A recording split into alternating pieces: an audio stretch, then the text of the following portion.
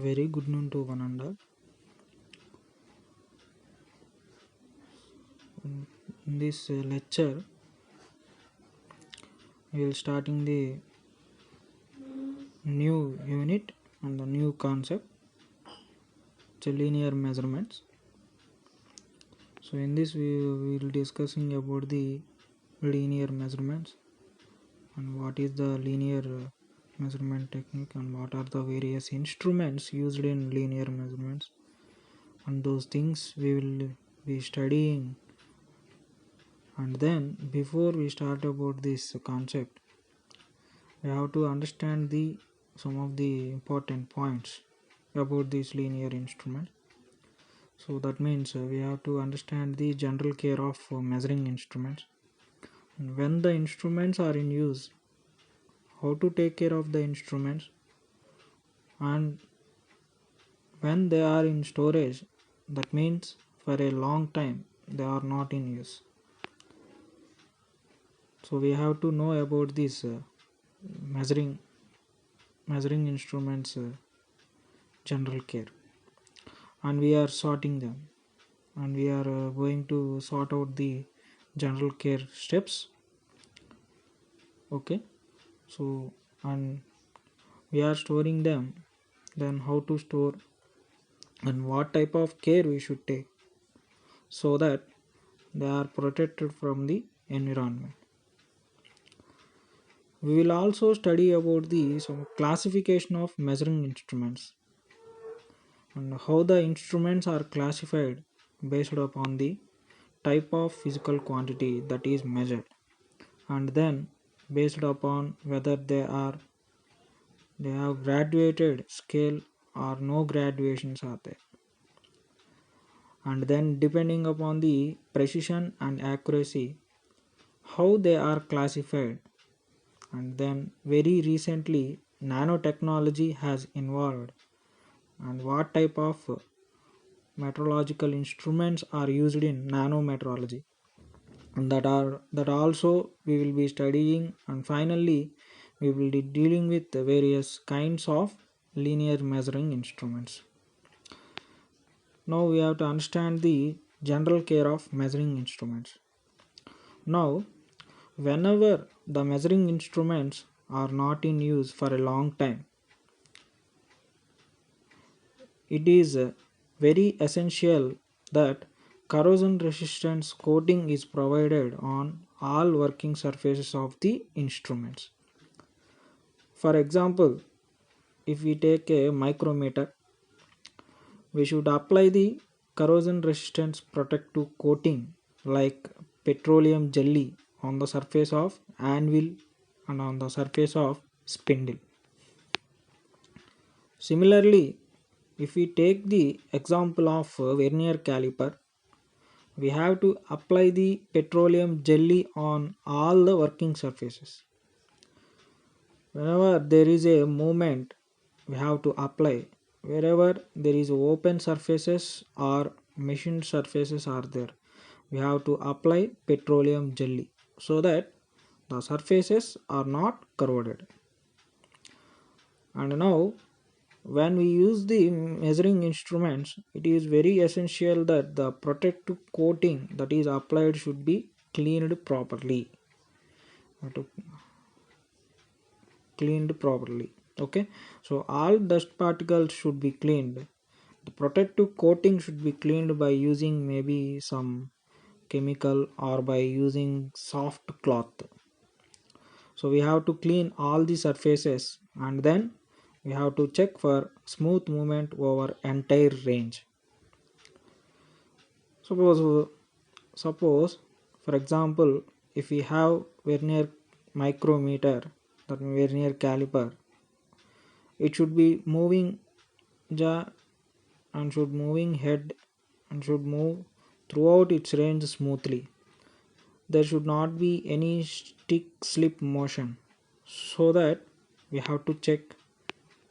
Okay, so if necessary we have to make some corrections so that the movement is smooth, and then we should not allow the instruments to fall down, so that when they are subjected to impact, the working parts of the instrument they may bend and it becomes unusable. So it is very essential that when using lot of care should be taken so that they would not fall. And then whenever we are in doubt how to use and we don't know how to use the instruments, and we should always better to consult the manual or consult the experts who know about the operation of those instruments so that they are not mishandled. Then it is very essential that whenever we use the instrument, we should not over pressurize or we should not apply excessive pressure so that the moving jaws or anvils or plungers they will not impinge the work surfaces.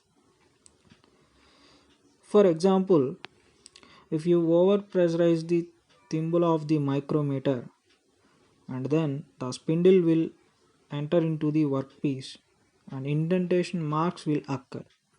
So it may damage the workpiece as well as it may damage the spindle. So such things should be avoided, and it is very essential that we should have a proper sense of feeling. So we should feel before we apply the pressure. And it is always better if we have instruments where in the application of excessive pressure is avoided. If such system or such a mechanism is there, we should try to have such instruments, and then we should always check for the calibration status whether the calibration is required for that instrument. When it is required, such things we should see. Whenever the calibration is required, we have to arrange for sending it for the calibration purpose. Okay, so it is also important to avoid direct sunlight and high and low temperatures and high humidity during the storage of measuring instruments. And in the case of digital instruments, it is necessary that we have to remove the battery before the storage. And if we are not using the instruments, battery operated instruments for long duration, and then wherever possible we should use protective cover on the instruments to prevent the dust settling on the instruments. Okay, now we have to understand how the measuring instruments are classified. So now classification of the measuring instruments. So based upon the physical quantity to be measured, for example, length measurement, we need to measure the length of the workpiece or breadth of the workpiece or depth of the workpiece or say diameter of the hole. So this represents the single dimension quantity. So when we use the instruments for a single dimension measurement, then we say they are length measuring instruments. Okay, so then again, if the instruments are used for the purpose of measuring angles, then we say that they are called angle measuring instruments. Okay, so for example, the bevel protractor is one of the example for the angle measuring instrument. Then there are some other instruments which are meant for measuring the surface roughness of working machined surfaces.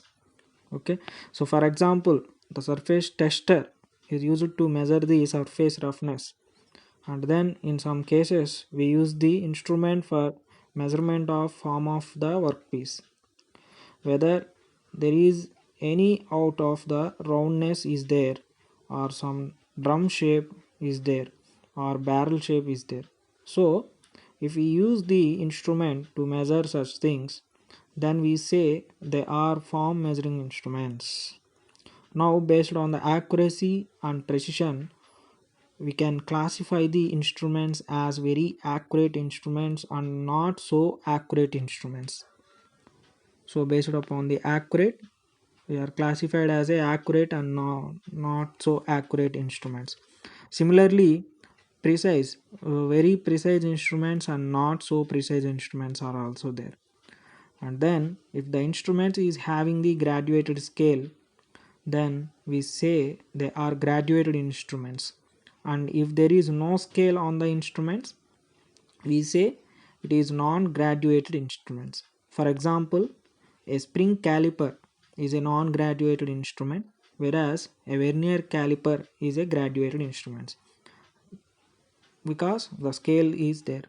And if the instruments are used to check the characterization of nanoparticles, then we say such instruments are nanometrology instruments. Okay, now we will study about the linear measuring instruments. Linear measuring instruments. So in this type of instruments, the classification, the measured quantity is length. That means linear measuring instruments, they are used for measurement of length, breadth, depth, diameters and such things. The one dimensional quantity are observed. Now under this, first we study about the various accessories used for that instruments, and then we will go for studying the different kinds of linear instruments. Okay, so now firstly, first one is the surface plate. Generally surface plates are used with the material cast iron. The cast iron surface plates is very important accessory whenever we want to conduct the measurement process. Now this figure shows a cast iron surface plate.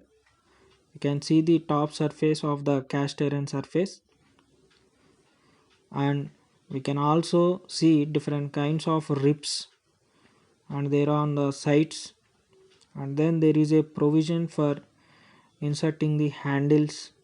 On both the sides we can insert the handles so that we can easily lift and move the cast iron surface plate. So normally they are placed on the steel frames as shown in this figure. Okay, so there will be a lot of ribbing is provided so that the surface plate will not bend due to the weight of instruments kept on the surface plate.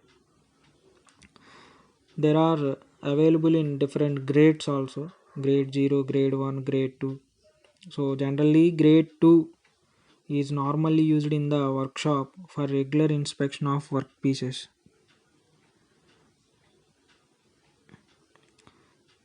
So whereas grade 0 is used in the calibration and standards room for the calibration purpose. Now generally the cast iron surface plates are made.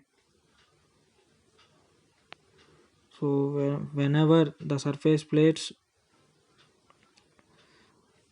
are made of cast iron, and they are also available in glass as well as granite also.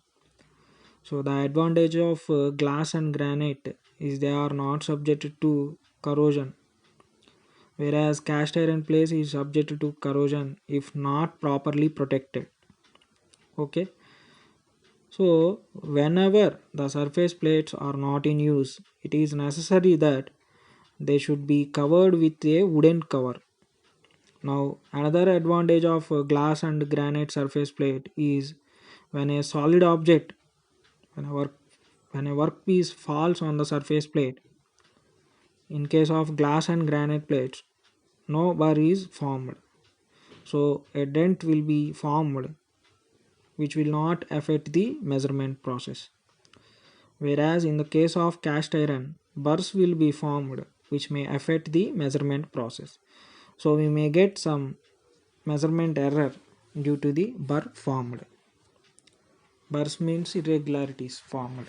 Okay. So this is the clear cut explanation about the surface plate and its use. And now another one is some another accessories like angle plate. So this is the angle plate, and which is very important as accessory used along with the surface plate. Now we can see the shape of the angle plate. This is L shaped, and this is working surface, and the surface is again a working surface which is perpendicular to the bottom surface. So this is the length of the angle plate. Here length of the angle plate and height of the angle plate and breadth of the angle plate is also there. Now it is very essential that the bottom surface and the surface should be square.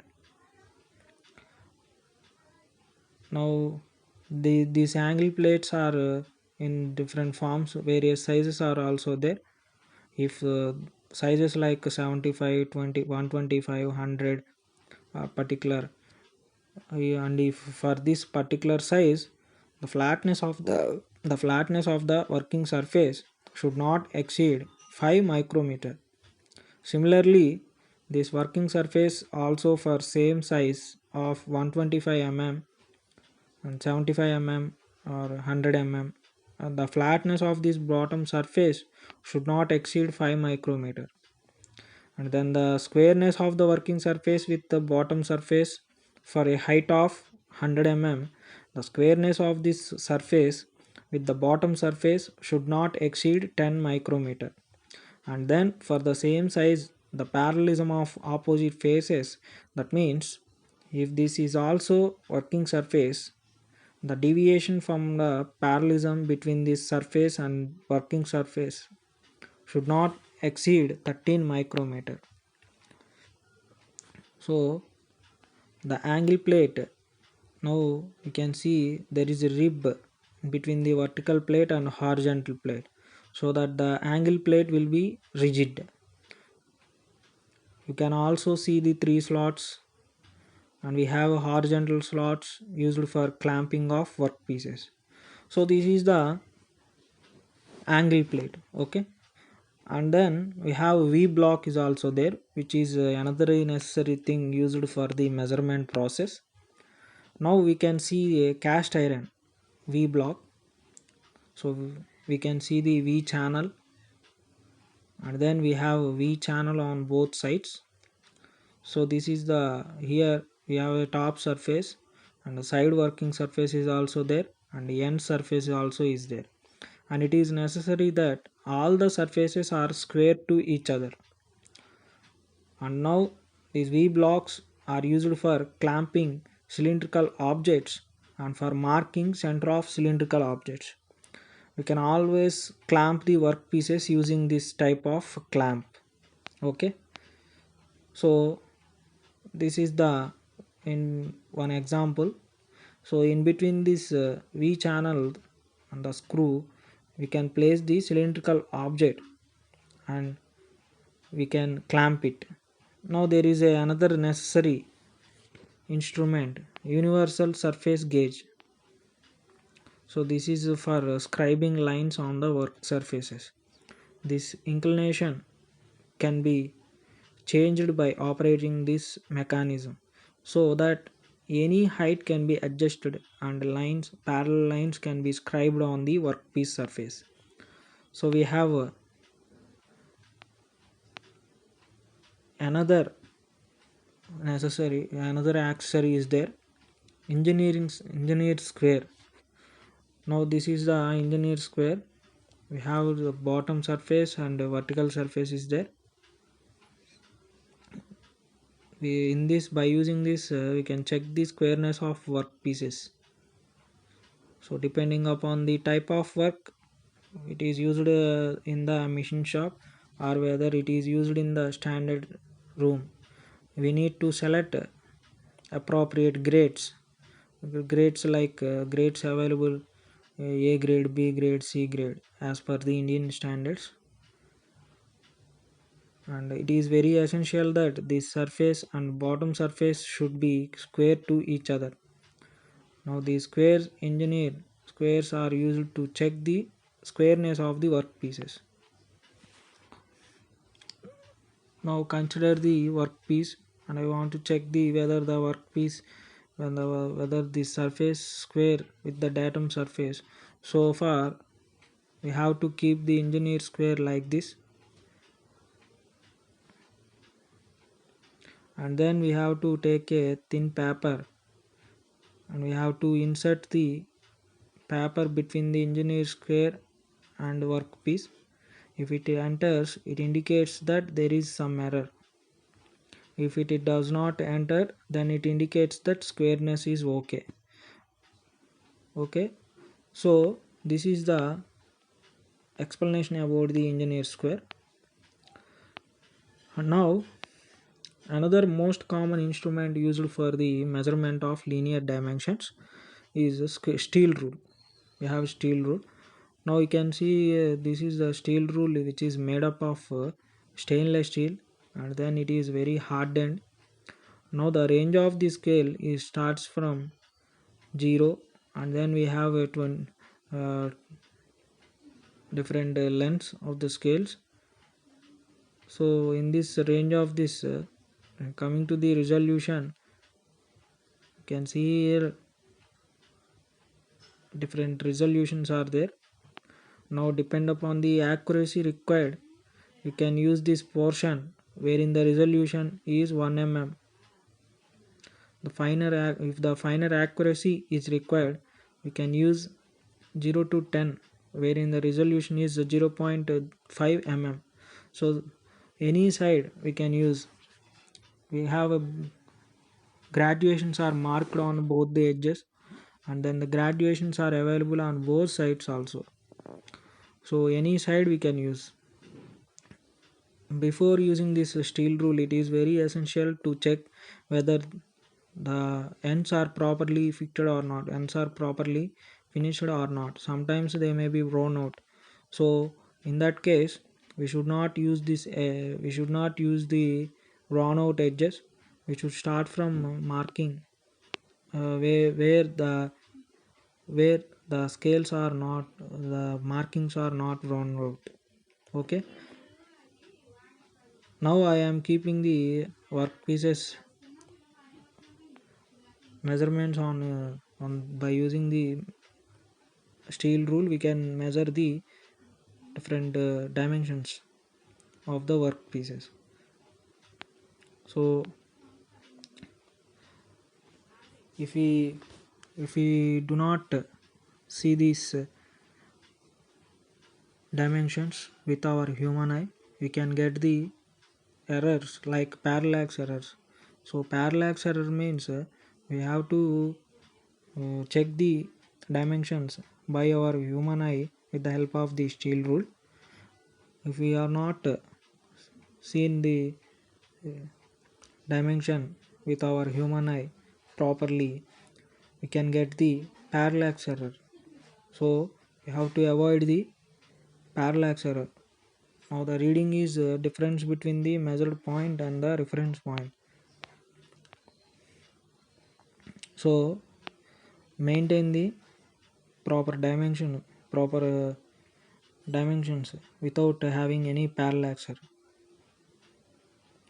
So we can check the length, diameter, and outside diameter of the measurement, and inside diameters, etc. Okay, now some of the non-graduated instruments. So non-graduated instruments like spring caliper. So outside or inside caliper, outside spring caliper for the measurement of outside dimensions. So and inside caliper for measuring the inside dimensions. So these are the legs of the caliper, which we have legs, and we have a screw, and we have a nut, and spring which provides the necessary tension to the legs. So similarly we have two legs here for the inside and outside caliper, and the screw and nut is also there.